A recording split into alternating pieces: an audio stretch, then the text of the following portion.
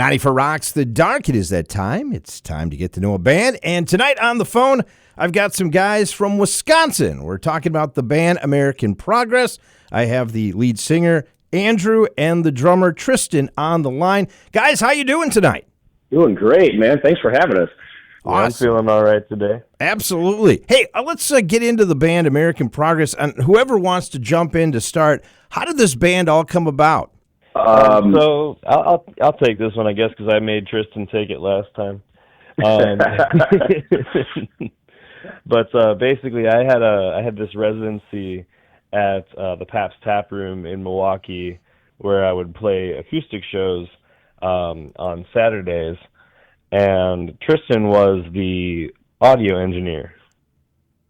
So one day after, we did a lot of shows, but Tristan finally got the courage to ask me out. I did. Yeah, no, he said, "Hey, man, you should hang today. I'm running sound for a comedy show after your show." And I'm like, "Actually, I've got nothing going on, so yeah, let's hang out." And so we're drinking a lot of PBRs and watching this comedy show that Tristan is supposed to be working at. And all of a sudden, people are telling us, "Hey, guys, can you quiet down?" Because we're getting excited about this new potential band idea. We even kind of named the band right away, too. We're talking about a band called American Progress and just, sort of being like a spoof of pop culture around us and stuff like that. And it got really exciting, so we scheduled a practice. Now, mind you, we were several PBRs deep at this point. And we were like, "Yeah, you want to practice? We'll practice right here Monday at whatever time it was." And then we went home. So that was Saturday to Monday. Somehow we ended up actually showing up there on Monday. And we wrote 3 songs immediately. And we were like, "Okay, this is lightning in a bottle. Let's run with it." I was hosting an open mic at that time. And a guy named Steve Madsen, who wasn't able to make it on the phone today, came with his bass guitar just looking for people to jam with. So I was like, "Hey, you're pretty good, and I've got this band called American Progress." He's like, "Oh, sweet, where do you guys play?" I'm like, we don't yet. Nice. And so for a while, it was really hard with Tristan and my schedule. It gets really, really insane. He and I are in different cities and states for various work things all the time. But Steve didn't believe that Tristan existed. He would show up to my house, and Tristan would be like, "Yeah, I think I can make a practice work today." So Steve and I would jam. And Steve would be like, "Oh, I got to go." And then Tristan would get to my house, and I would jam with Tristan. So it went on like this for whatever reason for a couple weeks, and Steve called me. He says, "Does this Tristan guy actually exist? Like, am I being punked here?" And I am a myth. He does. Right? Well, yeah, and then even now when we practice it, sometimes, only 2 of us or whatever, because we're all busy and whatever. But we finally all got together, and when we did, we had that same lightning in a bottle feeling. We wrote a bunch more songs right away. Yeah. Yeah. And so just the way that it was going, we're like, "Okay, this is a band. We're going to capitalize on this." And we called it American Progress, and we recorded a record at Tristan's house.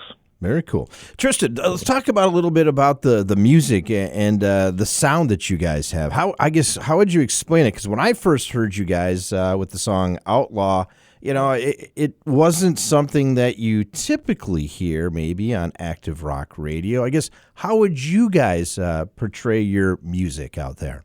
I actually love what I hear, and that's such a compliment to me, especially as an engineer, when I hear people say, "This is not what I typically hear. It doesn't sound like the majority of the stuff we hear on the radio."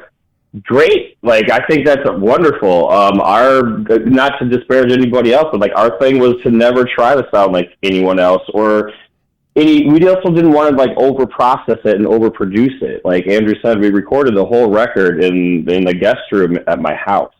We didn't spend a top dollar at a major studio.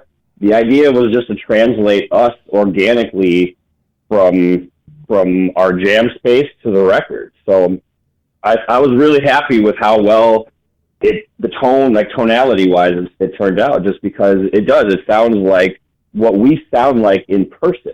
We sound like when you come to our show live, it's very, very similar tones, very similar vibes. Just high energy and organic, natural sounds. It's just the three of us. So, as another thing, there's no dueling guitars, no layers, nothing like that. There's really nowhere for anybody to hide. It's really vulnerable for all three of us. Like we can't. Each one of us is almost playing a solo position, if you will. There's no backing layers to like emphasize that production. So to me, I'm really proud of like how powerful it's still translated, giving all those elements. Andrew, what are the influences of this band, and how has it created the project, and for that matter, the music that you guys have? So this is always a super fun question, because we didn't even discuss our musical interests or influence as a three-piece until probably the first tour, so after the album was already made, and we wanted to get out and start promoting it. Because like I said, with Tristan being busy and myself being really busy with other musical endeavors and whatever, we never really got the time to like bro down about it. We just got together, jammed, caught that lightning in a bottle, and I think that was a big part of it. Is we're gonna make the most out of the little time that we have together.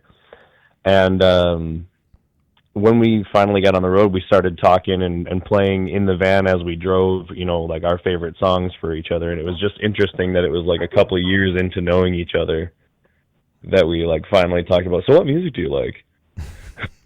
Yeah, that whole tour was just like, taking turns in the jump seat, playing DJ, and then whoever was up there, it was like, like Andrew's stuck on Coheed, I'm stuck on like Lil Wayne, Steve's really huge Deftones fan, so I just kind of kept like moving things together, and you're right, that was hilarious.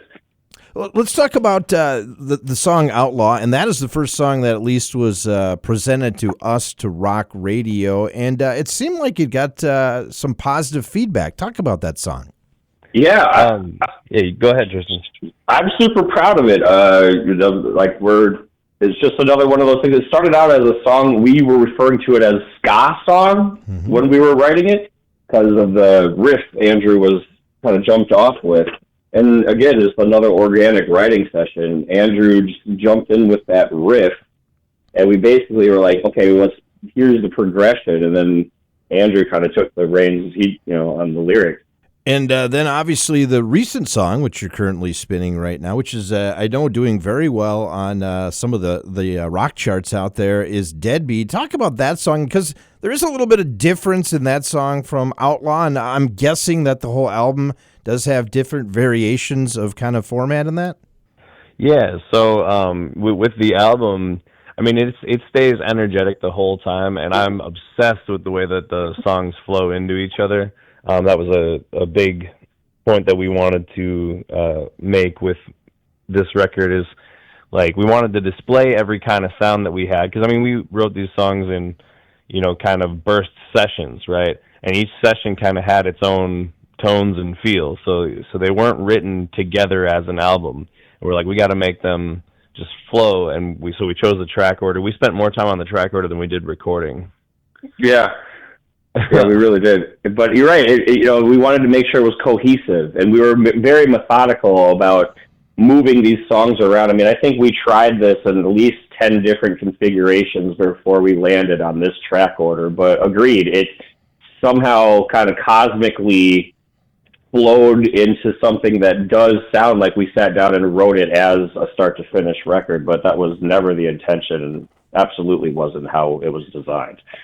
We're talking with Andrew and Tristan from the band American Progress. Of course, their latest song, Deadbeat, spinning here on 94 Rocks. And let me ask you that. Was that the intent to get your music onto radio, or what was the intent of the band?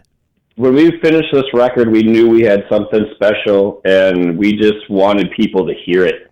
that was really it. I don't think there was ever any conversation about how we should pitch this or where we're going to spin it or anything like that. The goal was just to get it out to as many people possible and let them make their opinions about it and, take it or leave it. And I think we're extremely grateful that people seem to really like it. So it's been a fun ride so far. Yeah, it's been a very talk to anyone who will listen sort of scenario between us. And thankfully, people are actually listening.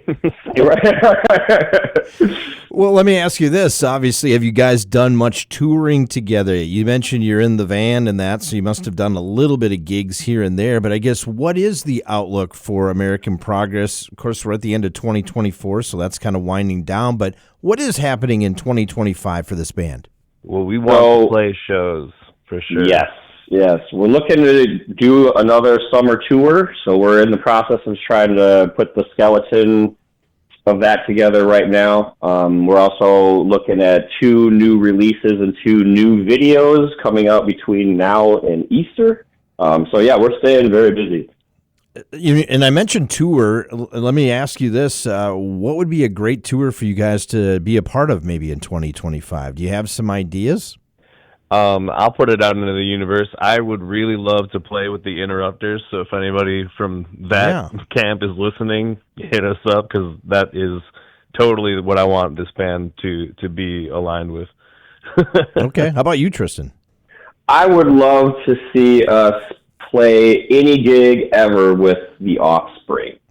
Yeah. I've been a huge fan of that band since I was a little kid, and there's a lot of, to me, when I was mixing this album down, I was using a lot of reference stuff from like Smash and old Green Day and stuff from like that era of pop punk, just to try to get some of those tones in. So I think it would be really cool to align with some of those artists as well. Of course, guys. I'm gonna go. Oh, go ahead. I'm gonna take a page out of that meme or whatever and say, why not both? Right. Yeah, exactly. That would be a fun show. Yeah. What I was going to say is, obviously it takes a lot of people to help you guys out. Who's been helping you along the way to get to where you're at today? Man, we have so many people. Andrew, you want to start? Yeah. So the kind of nice and interesting thing about why Tristan and I are so busy, I mentioned that earlier, is that he and I have been involved in a lot of different things within the industry, I guess the music industry. And for me, it's always been boots on the ground touring. I've toured with a band called Whiskey of the Damned for like 13 years or something like that, and played in 46 states. And, a lot of those places we would do radio shows or television shows, and so I just kind of like would get everybody's email as I went. And then with this band, I just email everybody that I met along the way, and some of their emails aren't even active anymore, but every now and then I strike up a good conversation again, and it works that way. And then Tristan was also big into like tour managing and stuff like that. So he made a lot of contacts all over the place. And a big thing that we talked about when we got together is like, I bet between our resources, we could really make something happen here. Mm-hmm. Yeah. And there's a lot of like just individual people in our close circle, that I definitely want to like say thanks to. I know Adam and James and Andrew and all the guys at the tap room that used to just give us free beer and let us jam all the time. I mean, that was a huge contribution to us, like beginning and succeeding as a band. Also, all the people that have like put us up in their venues, Heidi at New Barons, the Cats up at the Pit at 6th Ave, where Andrew does his open mic. I mean, all these people play paramount roles in just our individual musical careers, but also in the success of this. Not to mention everyone that's worked with us on like recording stuff: Sam Taylor, Bill Nashe, our merch guy, David, Luke Jackson, our videographer. He does so much stuff. Brandon, our animation guy. I mean, we have a squad of people that are really showing up for us, and we could not be more grateful. And with that too, my wife has been huge in assisting us with things, and like we can't forget the Sarahs. Our Sarahs, you know, and Brooke, also our photographer. Mm-hmm.